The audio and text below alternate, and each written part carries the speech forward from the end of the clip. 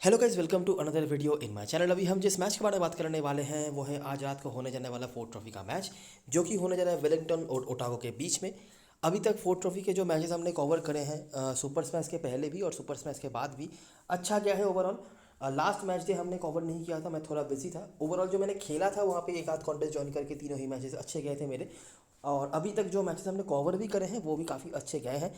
तो देखते हैं कि हम इस मोमेंटम को बरकरार रख पाते हैं या नहीं। और इन दोनों टीम्स के बारे में अगर मैं बात करूं तो वेलिंगटन ने अपने आखिरी मैच पर, दोनों ही टीमों ने अपने आखिरी मैच पर जीत हासिल करा था और दोनों ही टीमों ने बैटिंग फर्स्ट करके जीत हासिल करा था। दोनों ही टीमों की तरफ से हमें एक आध बड़े परफॉर्मर्स देखने मिले थे। बैटिंग से निक केली ने लास्ट मैच में वेलिंगटन की तरफ से धमाकेदार परफॉर्मेंस करा था, 100 लगाया था उन्होंने। और ओटागो की तरफ से हेजलडाइन, जिनकी मैं बात न जाने कितने टाइम से कर रहा हूँ, आखिरकार जाके उन्होंने 5 विकेट निकाला था लास्ट मैच में। और एक टाइम तक जो मैच फंस रहा था वो मैच को भी जितवा दिया था उन्होंने। तो अभी देखते हैं कि इस मैच के एनालिसिस के दौरान हमारे पास क्या क्या चीज़ें आती हैं। स्टार्ट करते हैं इस मैच के एनालिसिस। ये मैच होने जा रहा है बेसिन रिजर्व वेलिंगटन में, जो कि वेलिंगटन का घर है। वेदर क्लियर है, दिक्कत वाली बात नहीं है। आखिरी 5 में 4-0 से आगे चल रही है वेलिंगटन और एक मैच नो रिजल्ट रहा है, जो कि लास्ट मैच ही था जो भी इस ग्राउंड पे होना था वैसे तो देखते हैं जब ये दोनों टीमें आमने सामने हुई हैं आखिरी 5 मैचेस में तो हमें क्या क्या देखने मिल रहा है। हम स्टार्ट कर रहे हैं 2021 से, 3 साल पुराना मैच। वेलिंगटन पे ही ये मैच हुआ था। 340 बनाया था वेलिंगटन ने, काफ़ी बड़ा स्कोर था। करंट स्क्वाड में आपको ट्रॉय जॉनसन और वैन बिक दिख जाते हैं, ब्रेसवेल अवेलेबल नहीं है। बॉलरों में से माइकल रे के कुछ परफॉर्मेंसेज रहे हैं और रिपन, ये दोनों ही अभी इस टीम के होकर नहीं खेलते, मतलब ओटागो के होकर, दोनों कैंटरबरी में खेलते हैं। ओटागो ने हालांकि इस रन को चेस कर लिया था, जिन्होंने लीड किया था इस रन को चेस करने के चक्कर में वहाँ पे भी डिपॉन का नाम था और रदरफोर्ड का नाम था, दोनों अवेलेबल नहीं है। ब्रेसवेल के 2 विकेट्स भी थे वैन बिग और यंग हस्बैंड के साथ। ब्रेसवेल का भी बहुत बढ़िया परफॉर्मेंस था जो भी अवेलेबल नहीं है। अगला मैच यहाँ पे भी बहुत बड़ा टोटल खड़ा किया था वेलिंगटन ने। यहाँ पे एलन एलन बहुत बढ़िया खेलते हैं ओटागो के अगेंस्ट में हर फॉर्मेट में, तो उनका स्कोर था। बाकी ब्लंडेल, ब्रेसवेल, गिब्सन कोई भी अवेलेबल नहीं है। ये जेमी गिब्सन है, याद रखना, ये वो वाले गिब्सन नहीं है जो ओटागो में खेलते हैं। ओटागो ने भी बहुत बढ़िया बल्लेबाजी करी, लेकिन जो मेजर परफॉर्मर्स थे वहाँ पे रदरफोर्ड, रिपन वो नहीं है, लेकिन फिर भी कुछ जो परफॉर्मर रहे हैं अभी भी डेल फिलिप्स और नेथन स्मिथ आपको दिख जाते हैं। Ben Sears, Van Beek major बॉलरों में से रहे हैं और मैकपिक जो स्क्वाड में है हाई चांसेस हैं कि नहीं खेले, उनका भी 1 विकेट था। तो दोनों मैच हमने वेलिंगटन में देखे और दोनों बहुत हाई स्कोरिंग इनकाउंटर्स हुए। हालांकि जो मेजर परफॉर्मर्स रहे थे वो अवेलेबल नहीं है। दोनों मैच मिलाकर हमें ट्रॉय जॉनसन का ये 58 देखने मिला और यहाँ पे डेल फिलिप्स का 62, नजन स्मिथ का 50, यही मेजर बैटिंग स्कोर्स है। हालांकि रन बहुत बने हैं लेकिन वो प्लेयर्स अवेलेबल नहीं है, या तो स्क्वाड में नहीं है या फिर नहीं है दोनों टीमों में से कहीं पे। अगला मैच ये भी वेलिंगटन पे हुआ। ये जो 2 मैच आप देख रहे हो ना, 300, 400, 350 पानी के भाव में बन रहे हैं। इतना रन इस ग्राउंड पे नहीं बनता है जनरली, ठीक है। जब हम ग्राउंड के बारे में बातें भी करेंगे तब भी आपको ये चीज़ दिख जाएगी, लेकिन पता नहीं ये दोनों मैच लगातार मैच डेज में हुए थे। आप नोटिस कर सकते हो, ये है February 26 और ये है February 28, ठीक है। 2 दिन के अंदर ये 2 मैचेस हुए थे, 2-3 दिन के अंदर। तो पता नहीं क्या हो गया था इस पिच को, ग्राउंड को, इतने रन बने, लेकिन जनरली हमें इतना रन देखने नहीं मिलता है। उसका एग्जाम्पल ये है तीसरा मैच जो हुआ था दिसंबर को, उसी साल वेलिंगटन ने बना था 255, जहाँ पे करंट स्क्वाड मेंबर्स में से आपको ट्रॉय जॉनसन का नाम देखने मिलता है, नेथन स्मिथ का नाम देखने मिलता है। नेथन स्मिथ अपने पुराने टीम के अगेंस्ट में खेल रहे होते हैं। जॉर्जसन जो पिछले सीजन तक वेलिंगटन के पार्ट रहे हैं, अभी वो खेलते हैं ओटागो के होकर। बाकी डफी और जेक गिब्सन जो कि खिलाया नहीं जा रहा है इनको, ओटागो यहाँ पे चेस नहीं कर पाई उस रन को भी। तो कहाँ वहाँ पे 350-400 रन बन रहे थे, यहाँ पे देखो 250-260 के आसपास का भी टारगेट चेस नहीं हो रहा। यंग हस्बैंड है बाकी वैन बिग, सीयर्स ये करंट स्क्वाड में अवेलेबल है। अगला मैच ये भी वेलिंगटन पे हुआ। यहाँ पे भी वेलिंगटन ने काफ़ी बढ़िया बल्लेबाजी करी। ट्रॉय जॉनसन का नाम आपको फिर से देखने मिल रहा है, जिनका रिकॉर्ड काफ़ी बेहतर चल रहा है इस फिक्चर में। बाकी ये कोई अवेलेबल नहीं है। डफी के हालांकि यहाँ पे 3 विकेट से, बेकन के साथ जो भी काफ़ी टाइम के बाद वापसी करने वाले हैं। सुपर स्मैश के दौरान उनकी इंजरी हुई थी, सुपर स्मैश के आखिरी भाग में वो नहीं खेल पाए थे, लेकिन अभी उनकी वापसी हो रही है। ओटागो यहाँ पर वापस से चेज नहीं कर पाई। काऊ के कुछ स्कोर थे, या चू जो भी इनका नाम है। बाकी वैन बिग, नेथन स्मिथ और न्यूटन इनके परफॉर्मेंसेस थे, इनमें से कोई भी अवेलेबल नहीं है। ब्रेसवेल और न्यूटन में से वैन बिग, नेथन स्मिथ एक करके विकेट। नेथन स्मिथ हालांकि यहाँ पे परफॉर्म करते हुए दिखते हैं, ये अपने पुराने टीम के अगेंस्ट में खेल रहे होते हैं। वैन बिग का अभी तक उतना कुछ खास हमने नहीं देखा। लास्ट मैच जो हुआ था दोनों टीमों के बीच में पिछले सीजन में, यहाँ पे भी वेलिंगटन ने बहुत बढ़िया बल्लेबाजी करी। हालांकि रविंद्र नहीं है। बाकी ट्रॉय जॉनसन का तो नाम आपने देख ही लिया। केली के स्कोर्स हैं, वैन बिग के यहाँ परफॉर्मेंस रहे हैं। बॉलरों में से फॉक्सक्रॉफ्ट और मुलर करंट स्क्वाड में अवेलेबल है, बाकी कोई अवेलेबल नहीं है। ओटागो ने यहाँ पर बेहतर बल्लेबाजी करी, लेकिन वापस से वो चेज नहीं कर पाए। मैक्स चू के यहाँ पे भी स्कोर थे। दोनों जो कीपर होंगे कल के मैच में आपके लिए ऑप्शन के तौर पे, मैकलॉफ्लन होंगे और मैक्स चू। मैकलॉफ्लिन पहले उतना ज़्यादा खेलते नहीं थे, लेकिन रिसेंट टाइम्स में उनको जितना मौका मिला है उन्होंने अच्छी बल्लेबाजी करी है।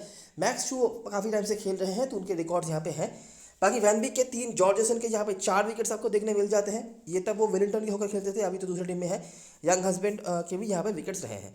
तो आखिरी के जो 5 मैचेस हैं, 5 में से 4 मैच अपने को विनिंग रहे हैं वेलिंगटन में, ठीक है।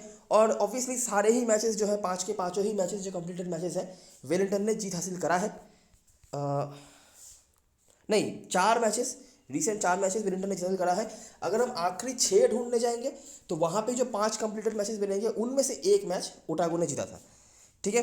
ये फिक्सचर में हमें एक बहुत रन बनते हुए देखे हैं, स्पेशली ओटागो की तरफ से, वेलिंगटन की तरफ से। ओटागो की तरफ से जिन्होंने रन बनाए होंगे वो मोस्टली अवेलेबल नहीं है। वेलिंगटन की तरफ से फिर भी कुछ नाम अभी भी हैं करंट स्क्वाड में जिन्होंने रन बनाए होंगे, जिनमें से ट्रॉय जॉनसन का नाम हमने बहुत बार देखा है। अगर आपने नोटिस नहीं करी होगी मैं फिर से दिखा देता हूँ। बाकी बॉलिंग से वो वैन बीक, नेथन स्मिथ, वो तो यंग हस्बैंड, ये तो चलो रहते हैं, पुराने प्लेयर्स हैं, इनके परफॉर्मेंसेस हैं। ओटागो की तरफ से उतना कंसिस्टेंट करंट स्क्वाड में हमने किसी को भी नहीं देखा है। डफी थोड़ा बहुत आप देख सकते हो, शायद कभी कभी नाम है, लेकिन उतना कंसिस्टेंट वो भी नहीं है। अगर हम वेलिंगटन वाले मैच को फोकस में रखें तो आखिरी 5 कंप्लीटेड मैचेस में 4 मैच हमें वेलिंगटन का मिल रहा है। तो देखो, पहला मैच 340 रन बनाया था वेलिंगटन ने। कौन है? ट्रॉय जॉनसन और वैन बीक के कुछ स्कोर्स हैं। ओटागो ने यहाँ पे चेज कर लिया था, लेकिन जो प्लेयर्स थे रन बनाने वाले उनमें से कोई करंट स्क्वाड में नहीं है। वैन बीक, यंग हस्बैंड का एक एक करके विकेट, वैन बीक ने रन भी बनाए थे। अगला मैच यहाँ पे 400 रन बनाया, करंट स्क्वाड में कोई नहीं है। एलन ने भी बहुत बढ़िया 100 बनाया था यहाँ पर, लेकिन कोई भी अवेलेबल नहीं है। ओटागो चेज नहीं कर पाए, लेकिन कुछ स्कोर्स आपको डेल फिलिप्स और नेथन स्मिथ के देखने मिल जाते हैं। वैन बीक ने यहाँ पे भी 3 विकेट निकाला था बेन सीयर्स के साथ। मैकपिक भी स्क्वाड में है लेकिन शायद नहीं खेले। उसके बाद ये मैच भी वेलिंगटन पे हुआ, यहाँ पे भी हमें ट्रॉय जॉनसन का स्कोर देखने मिल रहा है नेथन स्मिथ के साथ। डफी के 2 विकेट्स, जॉर्जेसन के कुछ परफॉर्मेंसेज हैं इस फिक्चर में, लेकिन दूसरी टीम के होकर ओटागो चेज नहीं कर पाई। वही पुराने बॉलर्स में से यंग हस्बैंड और वैन बीक, बाकी सीयर्स का यहाँ पर एक नाम है। और लास्ट मैच जो हुआ था वेलिंगटन पे दोनों टीमों के बीच में, यहाँ पे भी ट्रॉय जॉनसन ने रन बनाए और काफ़ी बड़े बड़े रन हैं, मतलब छोटे मोटे 30-40 के रन नहीं हैं, बड़े स्कोर्स हैं ट्रॉय जॉनसन का इस फिक्चर में।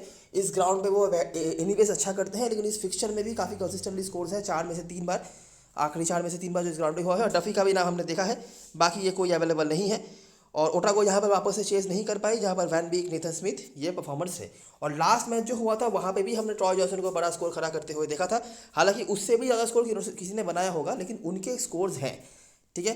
392 बनाया था वेलिंगटन ने, जो चेज ऑब्वियसली नहीं कर पाई ओटागो। वैन बीक, जॉर्जेसन के बॉलिंग भी यहाँ पर रहे और यंग हस्बैंड, ठीक है। तो ये थोड़ा शफल होता रहता है यंग हस्बैंड, वैन बीक और नेथन स्मिथ के बीच में, लेकिन ये परफॉर्मर्स रहे हैं। बैटिंग से ट्रॉय जॉनसन एक लौते नाम है जो कंसिस्टेंट है। केली का भी एक बड़ा स्कोर है। बाकी जिनके स्कोर्स हैं वो करंट स्क्वाड में अवेलेबल नहीं है। ओटागो की तरफ से करंट स्क्वाड में हमने किसी भी बैट्समैन को नहीं देखा है जो खेल रहे होंगे। मैक्स काउ का कुछ 30-30 का रन है और डफी के 2-2 करके कुछ विकेट्स हैं, बाकी कुछ भी नहीं, ठीक है। जॉर्जेसन के इस फिक्चर में परफॉर्मेंसेज हैं, लेकिन दूसरे टीम के होकर, तो वो अगर आप चाहो कंसिडर कर सकते हो। तो ये रही सारी चीज़ जो बताने लायक था हेड टू हेड से। अभी हम आ जाते हैं ग्राउंड के बारे में बात करने के लिए। इस सीज़न में ग्राउंड में ऑलरेडी 2-3 मैचेस हुए हैं, जिनमें से 2 मैच कंप्लीट हुआ है वेलिंगटन का। तो वहाँ से हमें क्या क्या देखने मिल रहा है और ओवरऑल ग्राउंड पे कौन कौन से परफॉर्मेंस हैं उन पर हम थोड़ा फोकस कर लेते हैं। तो पहला मैच जो है ये 2022 का है, कैंटरबरी बनाम वेलिंगटन। मेजर परफॉर्मर्स कौन कौन से थे? वैन बीक, बेन सीयर्स, ये कोई अवेलेबल नहीं है। काफ़ी स्ट्रगल करना पड़ा इस रन को चेस करने के लिए भी, तो इसलिए मैंने पहले ही बताया कि वेलिंगटन के ग्राउंड पे इतना रन जनरली बनता नहीं है। ये जो हमने 350-400 रन बनते हुए देखा था, पता नहीं वो क्यों हुआ था, लेकिन वो हुआ था, वो हिस्ट्री है। लेकिन जनरली इतना हाई स्कोरिंग इनकाउंटर यहाँ पे नहीं होता है। रविंद्र, नेथन स्मिथ के बैटिंग परफॉर्मेंस है। Van Beek, Nathan Smith major performer, pacers का अपर हैंड। अगला मैच कैंटरबरी वेलिंगटन के बीच में हुआ। फिर से बैटिंग फर्स्ट टीम आसानी से जीत गई। थोड़ा रन ज़्यादा कैसे कर दिया, वो जीत गए। जहाँ पर आपको यंग हस्बैंड, जॉर्जेसन, वैन बीक ये दिख जाते हैं बॉलर में से। वेलिंगटन चेज नहीं कर पाई, जहाँ पे ब्लंडेल और न्यूटन अवेलेबल तो नहीं है, और पेसर्स का अपर हैंड। यहाँ पे एक बहुत हाई स्कोरिंग एनकाउंटर हुआ था। ये दौरान ही मेरे ख्याल से इस टाइम के दौरान काफ़ी रन बने होंगे, कुछ पता नहीं क्या है। वैन बीक और सीयर्स का परफॉर्मेंस है, बाकी ये कोई अवेलेबल नहीं है केली के अलावा। केली के अपने पुराने टीम के अगेंस्ट में एनीवेज अच्छा करते हैं, नॉर्दर्न डिशेस के अगेंस्ट में। और लास्ट मैच भी जो हुआ था मेरे ख्याल से वेलिंगटन का, वो नॉर्दर्न डिशेस के अगेंस्ट में ही था, जहाँ पर उन्होंने 100 लगाया था। ये है पिछले सीजन का लास्ट मैच, वेलिंगटन बनाम ऑकलैंड का हुआ। काफ़ी कम रन पर निपटा दिया था वेलिंगटन को। स्पिनर्स के अपर हैंड रहे हैं, और जब भी आपको ऑकलैंड का स्पिनर दिख जाए आपको समझना पड़ेगा आदित्य अशोक का यहाँ पे रोल आया है। तो लेग स्पिनर्स अगर हैं आपके पास तो वो काम पे आते हैं, जिसकी वजह से हमने ऊपर रिपॉन के भी बारे में बताया था जो लेग स्पिनर थे। वैन बीक का यहाँ परफॉर्मेंस था, लेकिन कोई फायदा नहीं हुआ, वो हार गए। इस सीजन में जो मैचेस हुए हैं अगर हम उन पे फोकस करें तो वेलिंगटन ने पहले मैच बना 247, बहुत हाई स्कोर नहीं था, पेसर्स का अपर हैंड। ग्रीनवुड इस नाम को थोड़ा नोटिस करना है, इन्होंने अच्छा परफॉर्मेंस करा है अभी तक इस राउंड पे। जो 3 मैचेस हुए हैं उनमें से 2 में से ट्रॉय जॉनसन के स्कोर्स हैं। कैंटरबरी को चेस नहीं करने दिया। Nathan Smith, Younghusband, Van Beek तो है ही, बाकी मिलने के भी यहाँ पे 3 विकेट से। और लास्ट मैच जो हुआ था यहाँ पे जैसे मैंने बताया कि नॉर्दर्न डिस्ट्रिक्ट के अगेंस्ट में 100 लगाया था केली ने। ये ओवरऑल भी लास्ट मैच है वेलिंगटन का। ग्रीनवुड यहाँ पे भी चले, केली के 100 रहे हैं। और मैकलॉफ्लिन, इनको ढंग से बैटिंग करने का मौका मिला, इन्होंने भी रन बनाया, पेसर्स का अपर हैंड। और नॉर्दर्न डिस्ट्रिक्ट को 285 पर निपटा दिया। हालांकि इन्होंने भी अच्छी बल्लेबाजी करी थी, कम स्कोर नहीं है 285। नेथन स्मिथ के 3, Van Beek, Younghusband, Bill ने ये परफॉर्मर्स हैं। और सीयर्स का भी नाम हमने कुछ टाइम देखा है, इनके यहाँ पे 2 विकेट से। ठीक है, ये लगभग हाई स्कोरिंग एनकाउंटर ही था, लेकिन वेलिंगटन ने एज रख लिया। तो ये है ओवरऑल कहानी ग्राउंड की। बहुत रन्स हम यहाँ पे नहीं बनते हुए देखते हैं, कुछ टाइम आपको शायद 300 के आसपास स्कोर बनता हुआ दिख भी जाए, लेकिन यहाँ पे डिफेंड करना थोड़ा कंपैरेटिवली आसान है। इतना रन तो ज़रूरत नहीं पड़ता है, लेकिन 270-80 तक भी अगर आप बना दो तो वो भी आराम से डिफेंड हो सकता है। पेसर्स का अपर हैंड होता है, बाकी लेग स्पिनर अगर आपके पास है जो कि यंग हस्बैंड के रूप में आपको मिल जाते हैं वेलिंगटन की टीम में, तो वो आपके काम पे आ सकते हैं। ठीक है, आदित्य अशोक का भी नाम मैंने बताया, रिपन का भी नाम मैंने बताया, वो भी लेग स्पिनर हुआ करते थे वो। बाकी स्पिनर्स के लिए उतना कुछ खास यहाँ पे नहीं है, अनलेस कि वो आपके लिए बैटिंग क्वेश्चन दे देते तो ज़्यादा आपको स्पिनर्स के ऊपर फोकस करने की जरूरत नहीं है। बॉलरों में से वो जो 3 ऑलराउंडर्स हैं, Younghusband, Nathan Smith, Van Beek, इनमें ही सफल होता रहता है। बाकी मिलने ने इस सीजन में जो मैचेस उन्होंने खेले हैं, इन्होंने परफॉर्म करा है दोनों ही मैच पे। ठीक है, 4 विकेट हैं 2 मैच मिलाकर। और सीयर्स ने लास्ट मैच में 2 विकेट निकाले थे। सीयर्स को हमने हिट टू हिट में थोड़ा बहुत परफॉर्म करते हुए देखा था। बैटिंग में ट्रॉय जॉनसन एक लौते नाम के रूप में आए थे हिट टू हिट से। इस सीजन में हालांकि उतना बड़ा कुछ उन्होंने नहीं करा है, लेकिन एक मैच में 30 रन का इनिंग्स था।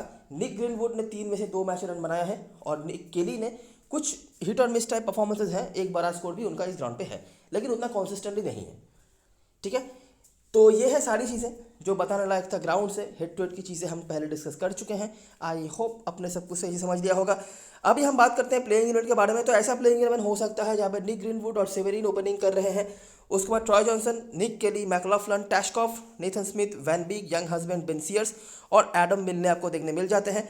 इनमें से जो प्लेयर्स हमारे टीम में होंगे, ट्रॉय जॉनसन, निक केली और निक ग्रीनवुड में से किसी 2 को आपको लेना है। ठीक है, मेरा वोट लोगे तो शायद मैं ट्रॉय जॉनसन और ग्रीनवुड के साथ जाऊं। ग्रीनवुड इस ग्राउंड पे अच्छा कर रहे हैं। ठीक है, सुपर स्मैश के एक्सपीरियंस के हिसाब से आपका साथ उतना अच्छा परफॉर्मेंस नहीं दिखा हो ग्रीनवुड का, लेकिन लॉन्गर फॉर्म में वो अच्छा कर रहे हैं। और सेफ जाना है तो केली तो है ही, और ट्रॉय जॉनसन को साथ में रख लेना क्योंकि उनका हेड टू हेड रिकॉर्ड बहुत बढ़िया है और छोटे मोटे स्कोर्स नहीं है, बड़े बड़े स्कोर्स हैं उनके। बाकी ऑलराउंडरों में से यहाँ पे आपको नेथन स्मिथ मिल जाएंगे जो मैं अपनी टीम में रखूंगा। इनका हेड टू हेड परफॉर्मेंस भी ठीक ठाक रहा है अपने पुराने टीम के अगेंस्ट में खेलेंगे भी। यंग हस्बैंड रहेंगे हमारे टीम में क्योंकि ये लेग स्पिन का ऑप्शन प्रोवाइड करते हैं। सेफ रहने के लिए आप वैन बीक को भी ले सकते हो, लेकिन फिलहाल के लिए अगर मुझे कोड बनाना पड़े तो मैं इन 4 प्लेयर्स के साथ कोड बनाऊंगा, मतलब नेथन स्मिथ, यंग हस्बैंड और जो 3 बैट्समैन मैंने बताए उनमें से कोई 2। तो 4 प्लेयर्स का कोड हो गया।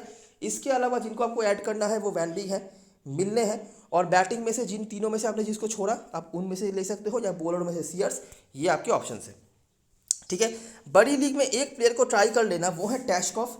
टैशकॉफ दूसरे स्पिनर के तौर पे यूज़ हो रहे हैं, और अगर कहीं पे कुछ पिच में स्लोनेस वगैरह आई या पिच में मतलब स्पिनर्स को ज़्यादा हेल्प मिलने लगा तो ये काफ़ी इफेक्टिव हो सकते हैं। लास्ट मैच इन्होंने बॉलिंग अच्छी करी थी और बैटिंग भी डिसेंट जगह पे उतर रहे हैं। 5-6 नंबर पर ऐसे पोजीशन पे हमेशा ही लॉन्गर फॉर्मेट में जो प्लेयर्स होते हैं 5-6 नंबर पर बैटिंग उतरते हैं या 7 नंबर बैटिंग उतरते हैं और 10 ओवर की बॉलिंग कराते हैं, वो हमेशा हैंडी होते हैं।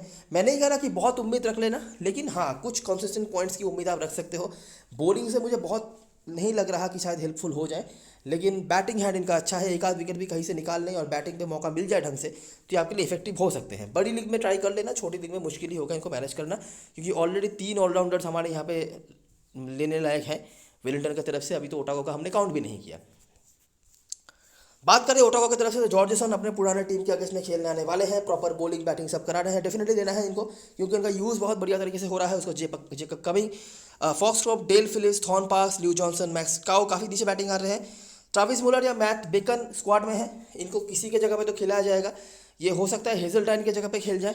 ठीक है, हेजल्टाइन के जगह पे ये खेलते थे, लेकिन हेजल्टाइन ने लास्ट मैच 5 विकेट निकाला है तो पता नहीं उनको टीम ड्रॉप करेगी या नहीं। उसके बाद लॉक्रोज हैं, डफी और हेजल्टाइन। इनमें से जो प्लेयर्स हम ले सकते हैं, रिकॉर्ड्स देखो किसी के नहीं है ओटागो की तरफ से, फिर भी जॉर्जेसन हमारे काम के लिए है। फॉक्सक्रॉप इनको तो छोड़ने का कोई सवाल पैदा नहीं होता, ये दूसरे स्पिनर के तौर पे भी यूज़ हो सकते हैं। हालांकि रिसेंट टाइम्स ये बॉलिंग नहीं करा रहे हैं, लेकिन बैटिंग हैंड काफ़ी अच्छा है। हालांकि इस सीज़न में ये बहुत अच्छे फॉर्म पे तो नहीं गुजरे हैं। अगर सिर्फ आप बैटिंग के लिए इनको नहीं लेना चाहते तो ड्रॉप भी कर सकते हो, जहाँ पे रिस्ट्रिक्शंस है। जहाँ पे रिस्ट्रिक्शन नहीं है वहाँ पे आप इजीली इनको ले सकते हो। इसके अलावा थॉर्न पार्क्स बेहतर कर रहे हैं, बाकी बैट्समैनों में से डिपेंडेंसी दे रहे हैं और बाकी बैट्समैनों से ज़्यादा भरोसा भी इन पे करा जा सकता है लॉन्गर फॉर्मेट में।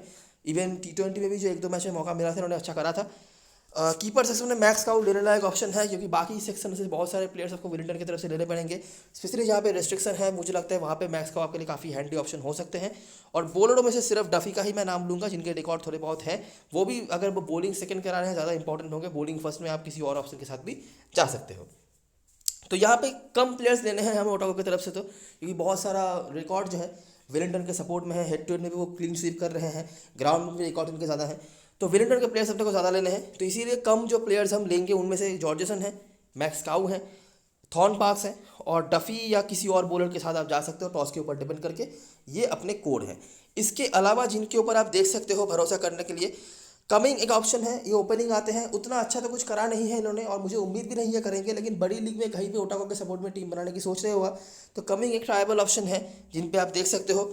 और यहाँ पे हेजल्टाइन जिन्होंने लास्ट मैच 5 विकेट निकाला है, मोमेंटम इनका अच्छा है और अच्छी बॉलिंग कराई है। भले इनको विकेट मिले ना मिले, उन्होंने ओवरऑल इस सीजन में अच्छी बॉलिंग कराई है जितना उनको मौका मिला है और एक हमेशा अलग एंगल ब्रिंग करते हैं लेफ्ट आर्म मीडियम पेस का, तो बिल्कुल देखा जा सकता है इनकी तरफ।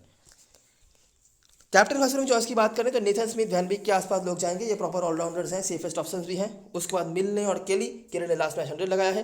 ट्रॉय जॉनसन काफ़ी लोग हो सकता है इनकी तरफ नहीं भी जाएं, लेकिन इनके रिकॉर्ड्स बहुत बढ़िया हैं तो हम इनकी तरफ देख सकते हैं। और ग्रीनवुड बैटिंग से टेस्कॉफ ऑलराउंडर में से आपके लिए ऑप्शन हो गया। इनको टेस्कॉफ को स्मॉल लीग में तो आप नहीं ले सकते, स्पेशली 7+4 पे, लेकिन जहाँ पे रिस्ट्रिक्शन नहीं है वहाँ पे आप इनकी तरफ देख सकते हो। ओटागो की तरफ से फॉक्सट्रॉट और जॉर्जेसन के साथ लोग जा सकते हैं। फॉक्सट्रॉट भाई बॉलिंग नहीं करा रहे हैं तो ये थोड़ा डिसएडवांटेज हो रहा है। बैटिंग हैंड अच्छा तो है लेकिन इस सीजन में वो भी बहुत अच्छा नहीं किया है इन्होंने, नहीं तो पिछले सीजन तक अकेले ही खींच लिया था ओटागो को इन्होंने। उसके बाद डफी और लॉक्रोस हैं। रिस्क में हेजल्टाइन एक ऑप्शन बनते हैं जिनका परफॉर्मेंस लास्ट मैच बहुत बढ़िया था। बेकन अच्छे रिकॉर्ड्स हैं इनके ओवरऑल। विलिंगटन इस फॉर्मेट में सिर्फ नहीं, ओवरऑल भी इनका अच्छा रिकॉर्ड रहता है, देख सकते हो आप अगर ये खेलते हैं तो। और थॉर्न पार्क्स बैटिंग से। अच्छा, फिलहाल के लिए मैंने ऐसा स्ट्रक्चर बनाया है, मैंने बैटिंग में तीनों को ही रख लिया है जो मेरे 3 मेजर ऑप्शंस हैं। अगर आप चाहो यहाँ पे केली या ग्रीनवुड में से किसी एक को ड्रॉप करके आप ओटागो की तरफ से जो थॉर्न पार्क्स होंगे बैटिंग से, आप उनके तरफ देख सकते हो। उनका परसेंटेज भी थोड़ा ज़्यादा है, बाकी मुझे लगता नहीं स्मॉल लीग में लेने लायक कोई ऑप्शन है। ट्रॉय जॉनसन को कुछ लोग लेंगे कुछ लोग नहीं लेंगे, लेकिन मैं ड्रॉप नहीं करना चाहता। मेरा जो एक्सपीरियंस रहा है इनके साथ कि विलिंगटन के ग्राउंड पे स्पेशली ओटागो के अगेंस्ट में अच्छा करते हैं, तो मैं ड्रॉप नहीं करना चाहता। ग्रीनवुड और केली में से मैं कर सकता हूँ। आप अगर सेफ जाना चाहते हो, आपको पता है परसेंटेज क्या है, वो आप कर सकते हो। ऑलराउंडरों में से मैं इन चारों को रखा है। यंग हस्बैंड भी मेरे को लेना था लेकिन मेरे को स्पेस नहीं मिल रहा। फॉक्सट्रॉट को मैंने इसीलिए लिया है क्योंकि मेरे बैटिंग सेक्शन से और किसी को नहीं लिया, और 7+4 पे ये कॉम्बिनेशन मेरे काम पे आ सकता है। जहाँ पे रिस्ट्रिक्शन नहीं है वहाँ पे तो मैं कुछ भी करूँ, लेकिन जहाँ पे रिस्ट्रिक्शन है मैं वहाँ की बात कर रहा हूँ। फॉक्सट्रॉट को मैंने इसीलिए लिया है क्योंकि बैटिंग में मैंने किसी को नहीं लिया। अगर आप बैटिंग से थॉर्न पार्क्स या ओटागो के किसी और बैट्समैन को लेते हो तो फॉक्सट्रॉट की जगह पे आप यंग हस्बैंड को भी ले सकते हो। रीज़न यही है कि यंग हस्बैंड इस ग्राउंड पे कंसिस्टेंटली काम पे आ सकते हैं, बैटिंग भी थोड़ी सी कर लेते हैं। फॉक्सट्रॉट आपको बॉलिंग कुशन नहीं देंगे और बैटिंग में भी बहुत अच्छा फॉर्म उनका नहीं दिख रहा है। बॉलरों में से मैंने सिर्फ मिलने को लिया है। इसके अलावा जो लेने लायक ऑप्शन हैं बेन सीयर्स, जेकब डफी, और बिल्कुल नीचे आ जाओगे तो आपको बेकन दिख जाएंगे। इन तीनों में से किसी को भी आप ले सकते हो। जहाँ पे रिस्ट्रिक्शंस हैं वहाँ पे दोनों को तो आपको लेना है, जहाँ पे रिस्ट्रिक्शन नहीं है वहाँ पे आप नहीं भी लोगे चलेगा। कीपर में मेरे को दोनों में से किसी में भी कुछ ना वो नहीं है। मैक्स काउ के रिकॉर्ड थोड़े से हैं क्योंकि ये बहुत टाइम से खेल रहे हैं। मैकलॉफ्लिन ने लास्ट मैच रन बनाया था तो इनका परसेंटेज अभी थोड़ा हाई है, लेकिन जहाँ पे रिस्ट्रिक्शन है वहाँ पे शायद आप नहीं ले पाओ मैकलॉफ्लिन को, क्योंकि बाकी काफ़ी सारे सेक्शन से आपको काफ़ी सारे प्लेयर्स लेने पड़ेंगे विलिंगटन की तरफ से। अगर रिस्ट्रिक्शन जहाँ पे नहीं है वहाँ पे आप कुछ भी करो, बहुत फर्क नहीं पड़ता। कैप्टन बास्केट चॉइस की बात करें तो ऑब्वियसली ये ऑलराउंडर्स जो है वैन बीक, नेथन स्मिथ, ये अच्छे ऑप्शंस हैं कैप्टनसी के लिए। अलग देखना है तो मिलने बॉलरों में से ट्रॉय जॉनसन बैटिंग में से अच्छे ऑप्शन बन सकते हैं। ओटागो की तरफ से जॉर्जेसन एक अच्छा ऑप्शन है क्योंकि ये अपने पुराने टीम के अगेंस्ट में खेलने आने वाले हैं, प्लस इनका इस्तेमाल बहुत बढ़िया तरीके से कर रही है टीम, तो वो इनके सपोर्ट में जा सकता है। ठीक है, तो ये रही सारी चीज़ें और सारी एनालिसिस। अगर आपको वीडियो पसंद आई हो तो लाइक ज़रूर करना, सब्सक्राइब करना चैनल को, टेलीग्राम चैनल पे ज़रूर ज्वाइन हो जाना क्योंकि लास्ट मोमेंट पे सारी अपडेट्स वहीं पे आने वाली हैं। तब तक के लिए best luck for this match and good bye for now.